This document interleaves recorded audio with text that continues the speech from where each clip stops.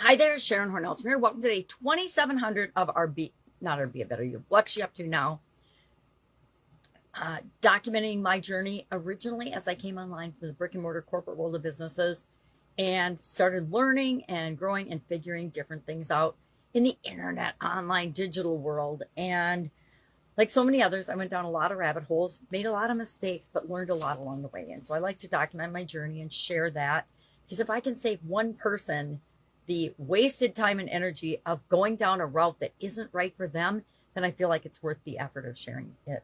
So today, in both Supersize Your Business and Be a Better You annual challenge, two places that I post every day, two groups I share with every single day. One is an annual challenge to do one thing every day to be a better version of ourselves. And the other is a business group, people that want to build and grow and supersize their own businesses. Because I learned a long time ago that the power of having what you do for a living, but also having your feet in both the online and offline world is incredible. It's also very helpful when the world goes crazy around you, like during the COVID pandemic, and you're not sure what to do because your business is changed overnight or shut down overnight, or you've lost it altogether and you're looking for something else to do. So today we're talking about an exercise as part of both groups called the interaction exercise. And it's the exercise where we look at each of the areas of the life framework, the 9-part life framework that I use and I share, my very professional graphics here. Physical, mental, emotional, spiritual, financial, relationships, contribution, which we're focusing on this month, communication, and confidence. And it used to be a 7-part life framework I learned from Tony Robbins and Jim Rohn way back in the day, like in the 1980s. So this is a definitely a proven strategy, a proven framework, a proven way to structure our life as well as structure our businesses that helps us to create what it is that we want in the world. Now, the interaction exercise is how to take this and make some sense out of it, because this is actually what it looks like. I had a conversation with one of my coaching clients and I drew this up as we were talking about it, and I've used it ever since because it so beautifully illustrates, even though it's not necessarily a beautiful illustration, how everything is connected and everything we do with respect to the different areas and aspects of our life, it's all connected and interwoven, just like all of we are as human beings, right? We're all one. So what you do to one, you're really doing to yourself, whether you believe it or not. Again, a universal law. I didn't make that up.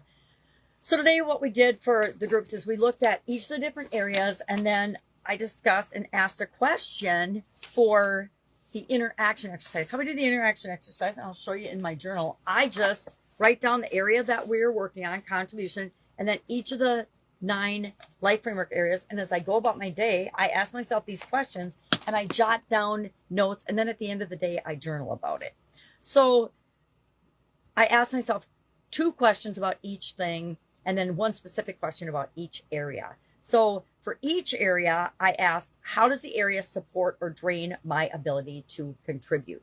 Because this is all about contribution, right? For relationships or for financial, it's a slightly tweaked question, but I do this for each area. And then I ask the reverse of that. How does contribution affect this area and aspect of my life? So for physical, do I have the energy to serve well? Mental, am I mentally clear and focused on meaningful causes? Emotional, do I give from peace or pressure? Spiritual, is my contribution aligned with my deeper beliefs or not? Financial, can I give money or time comfortably, or services or skills, etc.? I ask myself that question. Relationships, but financial, it's about the money, right? Relationships, who do I uplift and who uplifts me?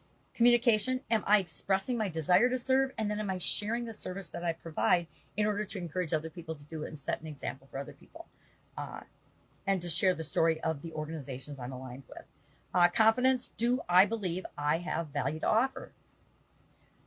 So we journal the insights. Again, journaling is just like meditation. You make it your own and you do it the way that feels right to you. Just like I teach and say about meditation. I don't meditate like hardly anybody else, I don't think. I have my own way of doing it. And that's what each and every one of us have to do with each tool that we learn about.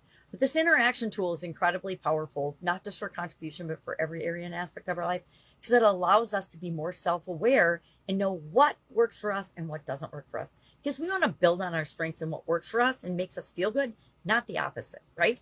Because we want to put things that make us feel good into the world to make the world a better place. Frequently asked questions. I shared some people's stories. I only shared actually one person's story because I thought I would run over time, and then it turns out I didn't. I must be talking quickly today, or I've talked about this so many times that it's easy and fast to talk about. Devin, for example, used emotional growth to serve others authentically. Priya aligned financial stability with purposeful giving. She used to give, I'm going to share Priya's story. Priya was charitable but financially unstable. She was unstable, so she discovered by doing this exercise that she was actually giving financially beyond her means, and it was causing problems in her life. And so she reassessed her budget, she paid off debt, and she created a contribution fund that she gives from. And now she donates monthly to causes that she's passionate about, and she doesn't have to worry about it because it's not digging into whether she can pay her rent or eat this month or make her car payment. And she even launched a scholarship in her father's name using this fund strategy that she created to build a fund instead of just taking, stealing from Peter to pay Paul. Anyone ever done that? Of course we have. So that's what we're talking about today. My family is getting ready, not me, but my family is getting ready to be in a wedding. And so all of them are in it. So they're super busy, and I'm just going to be here to support and help them by way of contributing. If I can help you in any way, just hit me up and ask today.